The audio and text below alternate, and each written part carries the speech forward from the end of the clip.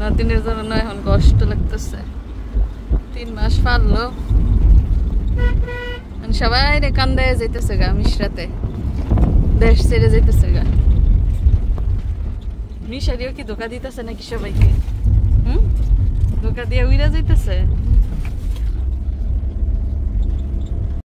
আমি কি করতাম আলা কেউ দেখবো আমি কি দেখবো তো বাড়ির সবাই মেয়েকে 3 মাস কাছে পেয়েছে আবার আস্তে আস্তে হয়তো বা আরেকটু বড় হয়ে যাবে তো এরই মধ্যে আমার বোন কিন্তু রাস্তায় নেমে গেছে কারণ কথা মতো 1 ঘন্টার জন্য এসেছে তার শাশুড়ি অসুস্থ তো এখন পরের অধীনে বিয়ে হয়ে গেছে এখন তো আর ইচ্ছে করলেও বোনকে বিদায় দিতে এয়ারপোর্ট পর্যন্ত যেতে পারবে না যাই হোক ভিতরে এখনো টেনশন মেয়ে কিন্তু নানা নানুর কোলে একটু শব্দও করছে না এখন আমাদের কোলে ওঠার পর কেমন করে আর এয়ারপোর্টের ভিতরে এত এত মানুষ দেখার পর কেমন করে সেটা নিয়ে যে আমার এত দুশ্চিন্তা হচ্ছে আর এরই মধ্যে কিন্তু আমরা কুড়িল বিশ্ব রোড পেরিয়ে এয়ারপোর্টের কাছাকাছি চলে এসেছি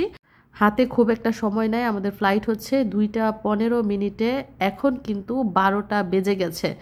তো এই যে আল্লাহ আল্লাহ করতে করতে হজরত শাহজালাল ইন্টারন্যাশনাল এয়ারপোর্ট ঢাকায় চলে এসেছি এখন এসে টার্মিনাল 1 দিয়ে যাবে না টার্মিনাল 2 দিয়ে যাবে জানি না সামনে দেখা যাচ্ছে প্রচণ্ড জ্যাম তো সময় যত ঘনাচ্ছে আমার চিন্তা তত বাড়ছে আগে আমরা বিদেশ যেতাম 2 জন মা ছেলে 2 জন এখন যাচ্ছি 4 জন তার মানে কাজের চাপ বেশি ঝামেলা বেশি টেনশন বেশি দৌড়াদৌড়ি করতে হবে বেশি কি করে বাবু বাবু নানুর কোলে মিশে শুয়ে রয়েছে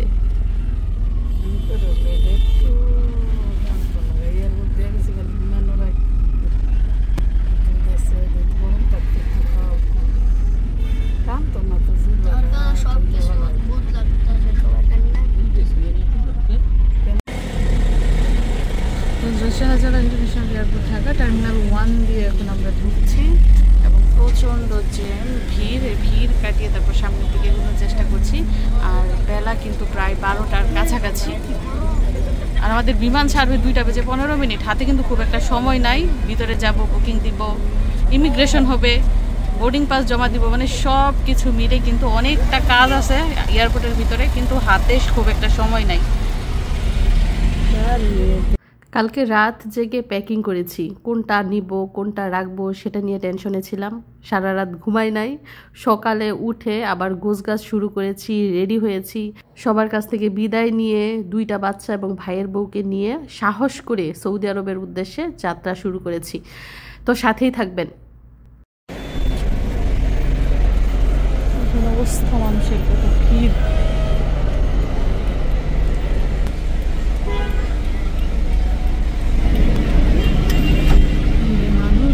কেউ আসছে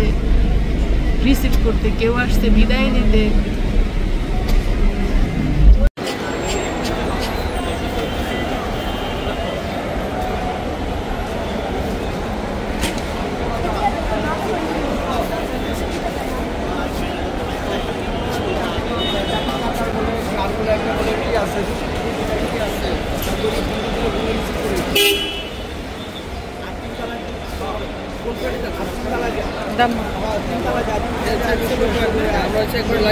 হ্যাঁ লাগবে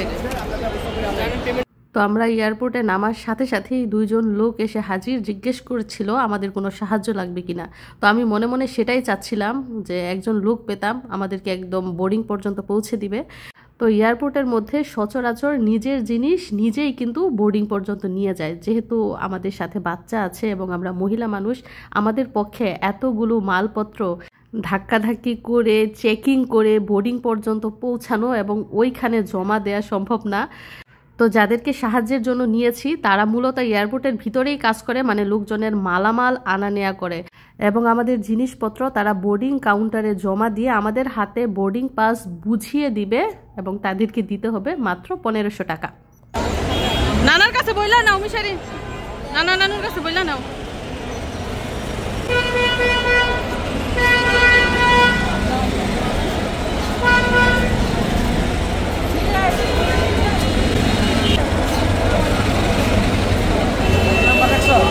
তো বিদেশ যাওয়া নিয়ে আমি কি টেনশন করছি, এর থেকে অনেক বেশি চিন্তা করছে আমার মা আর আব্বা। ওনারা না পারে আমাদের সৌদি আরব পৌঁছে দিতে।